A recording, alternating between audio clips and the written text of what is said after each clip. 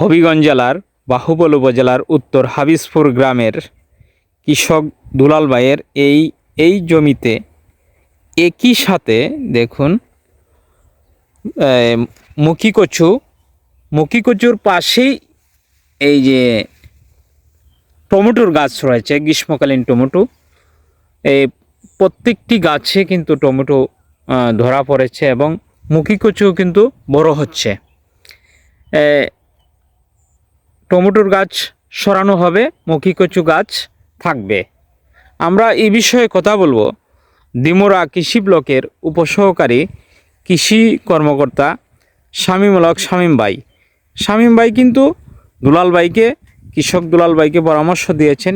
এই পরামর্শ মতে কৃষক দুলাল ভাই কিন্তু এই টমেটো এবং মুখী কচু একসাথে চাষ করেছেন। ভাই, এটা কিভাবে আপনি, আসলে এটা তো আমি প্রথম দেখলাম, এটা কিভাবে পরামর্শ দিলেন? কৃষক দুলালকে আমি ফ্রি প্রকল্পের আওতা মুখী কচু প্রদর্শনী তাকে দিই এবং তাকে আমি পরামর্শ দিয়েছি যে একই জমিতে কি করে বেশি অধিক ফসল ফলানো যায়।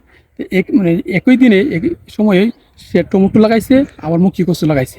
এখন দেখা যাচ্ছে এটা কি একসাথে রোপণ করছিল? রোপণ করা হয়েছে, কিন্তু দেখা গেছে যে মুখী কচুর কোনো ক্ষতি হয় না, বরঞ্চ মুখী কচু ভালো রয়েছে। যে অতি করার মাঝে কিন্তু মুখী কচুটা এই যে মানে খরার মধ্যে আপনার কত হইল, খরার মধ্যে এই যে টমেটো গাছটা তারে ছায়া দিছে, এই ছায়াতে থেকে মুখী কচুর গাছটা ভালো হয়েছে, আর পাশাপাশি টমেটো ভালো হয়েছে। এই জায়গাটা কিন্তু পতিত ছিল, কারণ জায়গাটা একটু উঁচু জায়গা, সেচের সুবিধা নাই, যার জন্য পতিত ছিল। এই পতিত জমিটারে ওই যে পাশে দেখেন মাঠটা পতিত হয়েছে, ওই পতিত জমি। এটা কি জাতের টমেটো? এটা বাহুবলী টমেটো না?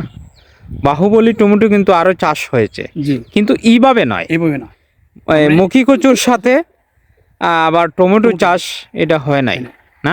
এবং এতে দেখা যাচ্ছে যে আর টমেটোর যে এখন সময়, যে এখন বাজারে কিন্তু টমেটোর নাই এখন, মানে উনি মূল্যটা বেশি পাচ্ছে না, উনি লাভবান না।